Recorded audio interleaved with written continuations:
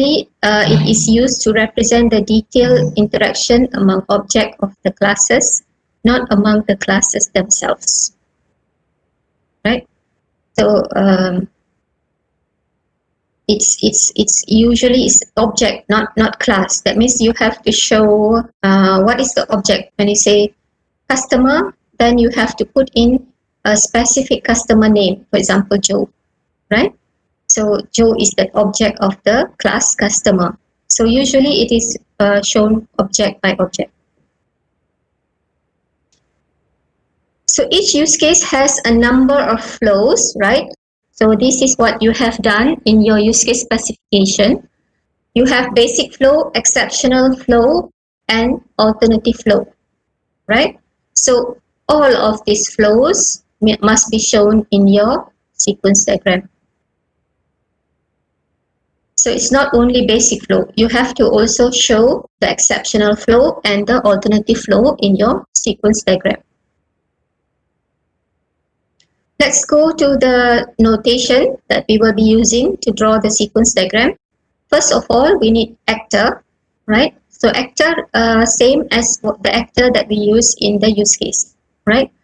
In the star UML, even the actor, you have to get it from the use case diagram. When you want to draw the sequence diagram, you have to go and drag the actor from the use case diagram. Okay? Because you already have the actor created in the use case diagram, so you will not create another actor. So you have to drag the same actor. So what is an actor? Same as what we have discussed in the use case diagram. It's a person or a system that participates in a sequence by sending or receiving messages. It is placed across the top of the diagram using an actor symbol. So the same actor symbol that we use in the use case diagram. The next thing that we have to put in our sequence diagram is an object, right? An object is placed on the top of the diagram with an object symbol. So how to use this symbol? This symbol is a rectangle symbol with the name of the object inside, right? So this object participates in a sequence by sending and receiving messages. What is a message? Message is drawn with a line connecting one object to another object, and usually this line will have an arrow, right, to show the direction of the message. So message is an information sent to objects to execute one of its behavior. So we use solid line to connect two objects, right?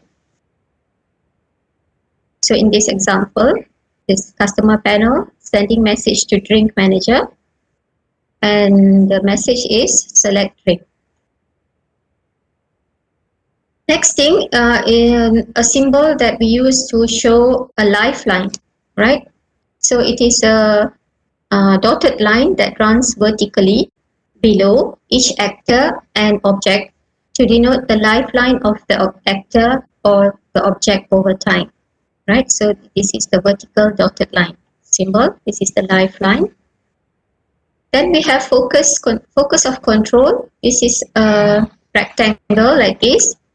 That is drawn on the lifeline, right? It's a long, narrow rectangle placed on top of a lifeline. So it indicates time during an activation when processing is taking place within the object. So we want to just show who is in control now, right? Which object is in control now. So to show that, we use focus of control. So the length of the rectangle signifies the activation's duration. So if the length is long, that means this object is controlling all the messages. There is also something that we can do using the message. This message is going back to the same object. So this message is called reflexive message or self-delegation. So this means that the object can send message to itself to activate its own operation, right? So this object already got some operation that need to be executed, so it will send a message to itself. Okay, so this is an example of all the symbols that we have talked about just now: actor, object, lifeline, focus of control, and message passing. So as you can see here, we have one actor, which is the student. So this is an example of logging in, right? Inserting ID and password, right? To log in into the system, right? So we have here login panel, right? Login panel. We have login manager. Then we have student info. So as you can see here, the objects, they are actually login panel is what is an interface, right? So because actor cannot can only communicate with the interface of a system. So this part, all the objects that are on the right of an actor are all in the system, right? So you can assume that the first object must be an interface. The second object usually is a program or manager, like this is the engine of the system, and the last object is usually database, right, where we keep all the information data. So as you can see here, login panel is the interface, login manager is the processor, right? And student info is the database. So let's follow these messages, look to see what happened when a student wants to log into a system. So the student will, in the login panel will display the form to insert the ID and password, right? And there must be a button on the interface for submitting the ID and password. So there is a message that is sent by the student saying that the student will insert ID and password, right? And the student will press the submit button. So this ID and password that was submitted to the login panel will be transformed to the login manager. So the login manager will check the ID and password. But how to check whether the ID and password is correct? So to get that information, the login manager need to get the password from the student info database, right? So get the password and then verify whether the password that was entered by the student is correct or not. So if you have a password which is not correct, then there is a E1. E1 is what? Exceptional flow. Right, so you have to have an exceptional flow down here to show what happened if the password is incorrect. For up one is only basic flow, so we assume password is correct. So what will happen? The login manager or the login panel will display successful message. Right, so it means login is successful. And I forgot to explain this. This is A1. A1 is alternative flow 1. So in case the student wants to cancel from submitting the ID and password, also can do that by choosing cancel button. So this is alternative flow 1. Right, so in this example, you can see the lifeline for all the actor and the objects are here. And also you have focus of control. So you can see that focus of control for the student is long from the moment that the student insert the ID and password until the student receive the message that the ID and password is successfully registered. Okay, so here you have a shorter focus of control, right? Just to get the ID and password, and here once the student submit the button, the focus of control is longer to wait until all the process complete and to display the successful message. So as you go to the right, the focus of control usually gets smaller, right? For example, here, the student info, the focus of control is just to give the password to the login manager. Okay, this is the reflexive message, these two that I mentioned, that you can invoke or send a message to yourself to invoke any operation that you have. So login manager have a verify password operation, so it can send a message to itself to activate that operation, verify password. Login panel also have a reflexive message, so it has an operation called display successful message, so it will activate its own operation once it gets confirmation from this. Okay, you may ask me why there is no arrows that going back. All right, so there are some like for example, after verifying password, how does the login panel know that the login manager already verified password? Okay, so some of the sequence diagram, they will draw a dotted line back to the login panel to show that the password already been verified. So you can have that, but now instead of what you want to write on that, right? Right, what you want to write on that message. So if you have something to write on it, then show it, right? So for example, here you can have a message from the login manager to back to the login panel. So this display successful message can be invoked by the login manager. So you can write on the top of that message from login manager back to the login panel, write display successful message instead of doing this reflexive. Okay, you can do that. So are you following? Any question?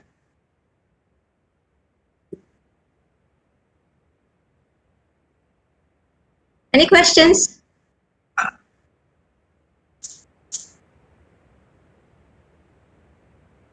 No questions so far? So far, no. Right? Hope you can follow. Right? Later we will do an exercise to see whether you understood or not. Okay, let's move on.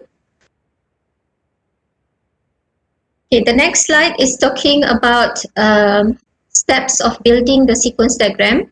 So usually if you want to draw a sequence diagram, what is the first thing to do? First you have to set the context of the sequence diagram. You define which use case you want to draw the use case diagram for. Select the use case. Then you look at the scenario of the use case. You look at the basic flow. You examine also the alternative flow and the exceptional flow. Next, you have to identify which actor will involve and then identify which objects will participate. Then you set the lifeline for each object. You lay out the message from top to the bottom of the diagram based on the order in which they are sent. So basically, these are the steps. There are two more steps. After you draw the lifeline, you can and draw the messages. You can add the focus of control to each object's life. Then you can validate the sequence diagram. Okay, so this is the communication diagram. So like I mentioned just now, we want to do one at a time. So we will not go to communication diagram. We will jump directly to the example of sequence diagram, right? Okay, let's say we have a scenario that we have written in a use case pack for Joe. Joe is the actor. The use case is withdrawing 20 ringgit from the ATM. Right? Joe is a bank customer and he wants to withdraw 20 ringgit from the ATM. So when this use case is being designed, we will have to to write what happens, all right, inside the use case, right? This we will write it in the basic flow. So the basic flow begins like this. The process begins when Joe inserts his card into the card reader, right? So the first sentence already have one actor and one object. So can you identify which one is the actor here?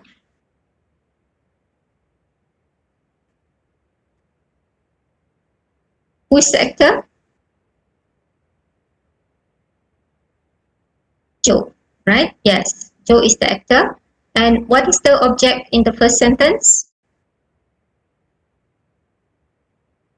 Not card, but card reader, right? It's card reader. It's not the card itself. Card is something outside the system, right? It's a card that everybody carries. But card reader is part of the system, okay? So the object must be part of the system. So it must be card reader. So there are already two things that you can draw on your sequence diagram. First is the actor, and then you have an object called card reader. So the card reader, what the card reader does, second sentence explain that the card reader reads the number and on Joe's card, right? And then tells the ATM screen to initialize itself. So who can identify the second object in this sentence?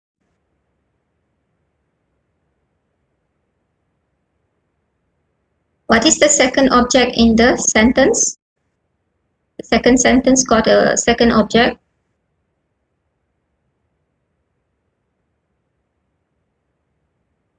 Card reader already. Not pin, but yes, ATM. Yes, ATM screen, right? ATM screen. So we have another object called ATM screen. So that would be the second object, right? So what is the message that are passed from the card reader to the ATM screen? To initialize itself, right? To initialize, right? That's the message. So once the ATM screen initialized, look at the third sentence. The ATM prompts Joe for his PIN. So prompts Joe for his PIN. Okay. Okay. So we stop there and we try to look at the next slide to see what we have so far. Okay. Let's go. Okay. So you can see here the actor, the card reader, and the ATM screen, right? So what we have so far is the customer will put in the card into the card reader. The card reader will accept the card, right? So you can argue with me why we put accept card and not insert card, right? So if you put insert card, that means the inserting is done by the customer, right? But we want to activate the behavior of this object. So this object got a behavior or an operation. The card reader will accept the card, right? So that's why we are writing the message based on what operation can be executed in this object, right?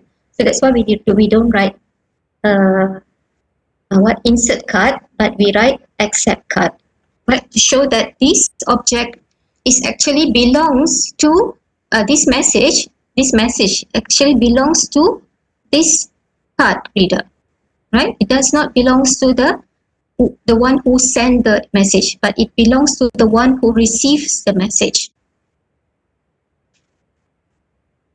So once the card reader accepts the card reader will read the card, right? The card reader will read the card. So once the card reader is read, so it will send the card number to So this message, this object we didn't came across yet just now when we read, right? We went directly to the initialize screen, right, and prompt the pin. But who initializes the screen? Okay, the screen will only pop up if the manager, right? The manager is the system itself, it's the coding itself, or the what operations, or the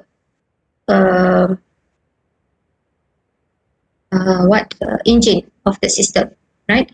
So anything that you have to do will go through the manager. Manager is like the core of your system. So manager will send a message to the screen to initialize itself, right? So once the screen initialized, then the screen will prompt the pin. Okay, so we stopped there just now until the prompt pin.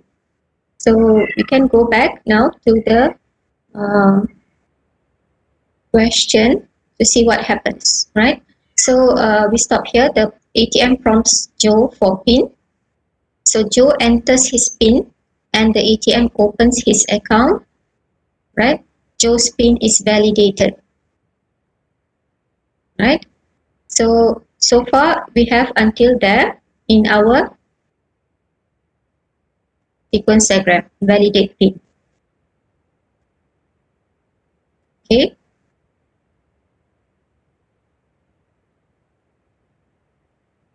So what happens after that, after validating the pin? So let's go back here to, so once Joe enters the pin will be sent by the screen to the manager, so that the manager can retrieve the pin from Joe's account and validate the pin. Okay, so that's what happened just by reading one sentence like this. Joe enters his pin and ATM opens his account. Joe's pin is validated. So these two sentences has produced all these 4 messages. Okay, so it's really very tiring to do the sequence diagram, right? Because you have to be very like detailed. What happens to the screen, what happens inside the system, how the system get the information from the database, right? And then how it is validated, then what is shown to the screen. Then we are still just showing the basic flow. We didn't even show what happened if the card is not readable, right? What happened if the wrong pin is entered? We didn't even go to that yet. We are just drawing the basic flow. But actually, in real situation in your PBL, you have to draw everything. You have to draw the basic flow, you have to draw the alternative flow, you have to draw the exceptional flow. Everything must be drawn. So it's very detailed. Okay. So for the complete sequence diagram, for the this one. Okay, for the after what happened after Joe's pin is validated. So there are a few sentences more about ATM will prompt Joe for the transaction, and then Joe will select withdraw, and then the ATM prompts Joe for the withdrawal amount. Then Joe will enter 20 ringgit. Then the ATM verifies that Joe's account has sufficient fund. Then it will subtract 20 ringgit from Joe's account. Then ATM dispense 20 and eject Joe's card. Okay. So for this part, right, you have to continue drawing. After this, what happened? So can you just do it now? Take a pen and a paper, and you just continue. No need to draw back all this. Just put a lifeline for customer, maybe you can just draw this actor object, the 4 objects, and then you continue with what happens to after Joe's pin is validated. Follow this sentences here. So I will give you around 10 minutes to complete. Just roughly to see whether you understand or not. Just try to draw, and then we will discuss the answers. Okay. So what time is it now? So 9:28. All right. So I will give you until 9:40. 9:40. Then we continue back with our discussion on the answers for the rest of the example. Okay. So 9:40. So try to take out a piece of paper and try to continue drawing. So I will leave the screen here showing the example so that you can continue on.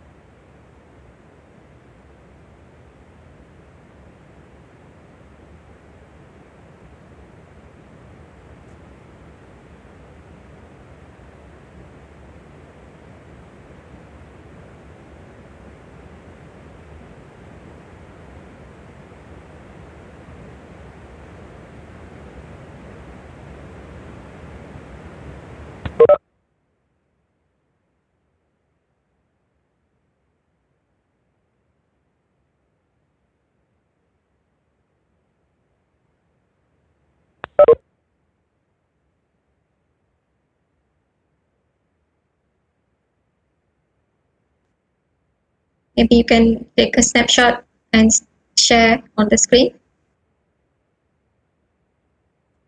Anyone? Okay, let's see what we have here. After Joe's PIN is validated, right, the ATM prompts him for a transaction. Okay, so we need to draw that ATM screen will prompt Joe for transaction. So there must be a self reflexive message here to prompt for transaction. Okay, so let's look at the complete sequence diagram.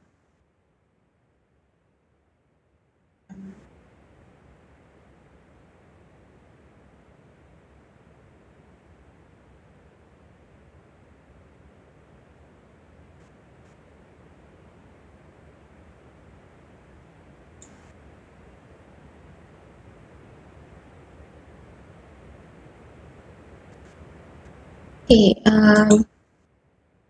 can you see the sequence diagram that I'm sharing? Okay, all right. So you can see that there is after validating the PIN, there is a prompt transaction. Right, this is happening on the ATM screen. Right, go to ATM screen object. There's a prompt transaction, a reflexive message, and then for the transaction, there must be a variety of transactions that can be offered by the ATM screen. But in this case, we want to withdraw money. Joe wants to withdraw money. So he will select transaction withdraw. Right? The transaction is withdraw. So there is a message going to the ATM screen to select transaction withdraw. And then the screen can prompt for amount. Right? So if you look at the question, it didn't mention that the ATM prompts for the amount, right? Oh yes, it mentioned here that ATM prompts Joe for the withdrawal amount, right? So that's what we modeled just now about this prompt amount. So Joe will enter 20 ringgit, right? So when Joe enters 20 ringgit, so the ATM screen will send withdraw fund to Joe's account. Okay, there's something wrong here in the sequence diagram. Who can tell me what's wrong? Especially the message here, withdraw fund. Look at the message from the ATM screen to Joe's account. What's wrong here? Should it be to directly to Joe's account, or it must go through the ATM manager? Because this is a screen. The screen cannot invoke any operation directly to the database, right? So are you following? The wrong thing here is, yes, it must go to the ATM manager first. So withdraw fund must stop, the arrow must stop here, and then the ATM manager must go to Joe's account, right? To verify the fund and deduct the fund. Okay, and then once we have, yes, must go through the ATM manager. Then once we have deduct the fund, we want to provide the cash and provide. Okay, provide receipt was not mentioned in the question, I think. Joe's enter 20 ringgit. The ATM verifies Joe's account has sufficient fund and subtract 20 ringgit from Joe's account. Then the ATM dispenses 20 and ejects Joe's card. So actually, if you didn't write the receipt, no problem. So because in the question did not mention, but usually we will have a receipt. So that's why it has a message. Okay, where it's stopped here? There is another object being added. This object was not here before. This is the cash dispenser, right? Because you cannot dispense the cash in through the card reader. Card reader will only accept the card, right? So there is another device on the ATM machine called cash dispenser. Even the receipt cannot come out from the cash dispenser actually. There is another device called receipt dispenser, right? So that's why we will have to add another object here, cash dispenser, and we draw a lifeline for it, and we provide the cash through it, right? And then eject card. Even all these messages that are coming out from Joe's account is not correct, right? I will try to repair this. I forgot to repair it to show you the correct one, and I will upload it in the online learning later. It comes under the materials for PBL2, right? So I will upload a new version of the correct one. So all this must come from the ATM manager to the because ATM manager is the controller of all the operations that is happening. So ATM manager is the controller. So this is the one who controls the cash dispenser, controls the card reader, controls Joe's account. So it shouldn't be messages that comes directly from the screen to Joe's account, or from Joe's account directly to the card reader or cash dispenser. Okay, it must go through the manager. Manager is the controller. So there are something that need to be corrected, especially this part for the withdraw fund, provide cash, provide receipt, and eject card. So I will correct them and upload the correct version on the online learning for you to look at it. Okay, so with that exercise, we have concluded our discussion on sequence diagram. So next Monday, we will go to the communication diagram to see what's happening and what to do with communication diagram, how to draw it, and so on. Okay, so there is an exercise here for sequence diagram. Okay, so this exercise is about course registration use case.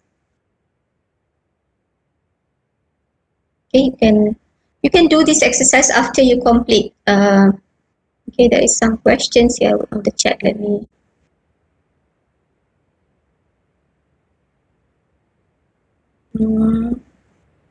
When we need to put focus of control, the long rectangle. Okay, so for the long rectangle or the focus of control, actually when you draw using the star UML, it will automatically come out the focus of control, right?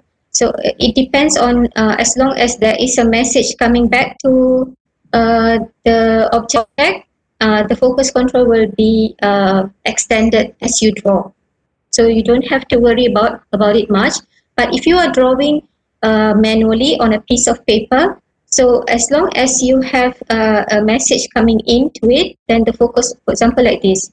So for this card reader, the focus of control must be long from the beginning here, because there's an arrow going in, until the arrow here. Okay, the eject card. So the focus of control is still there until it receives the card, until it ejects the card. So it belongs until here. Then for the ATM screen, it starts here, right, when initialize screen, until the last arrow enter amount. So it finished there. Okay, so if you are drawing manually, you have to draw like that until the last arrow. So for the cash dispenser, it does not start until here. So small focus of control here only. Okay. Then for ATM manager, it starts here from send card until maybe the last one. So like I said, there are some something here that we need to correct. So maybe it will reach until here.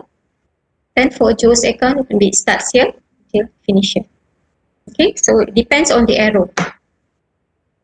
We draw this focus of control. Okay, back to our exercise.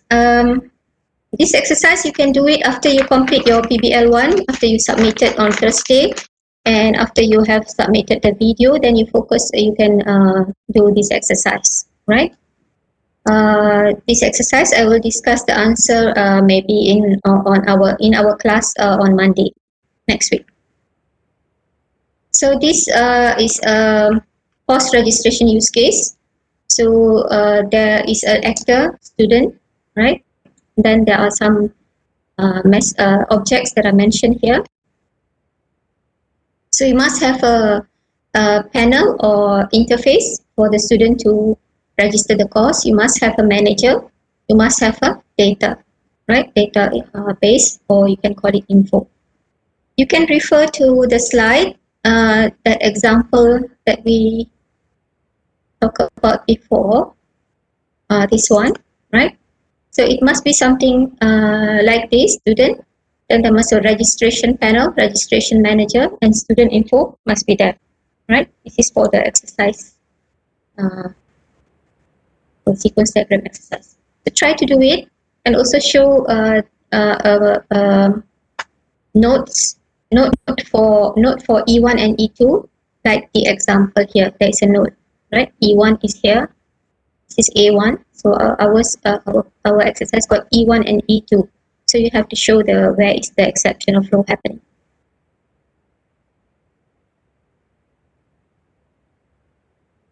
Okay. So that's it for the class today.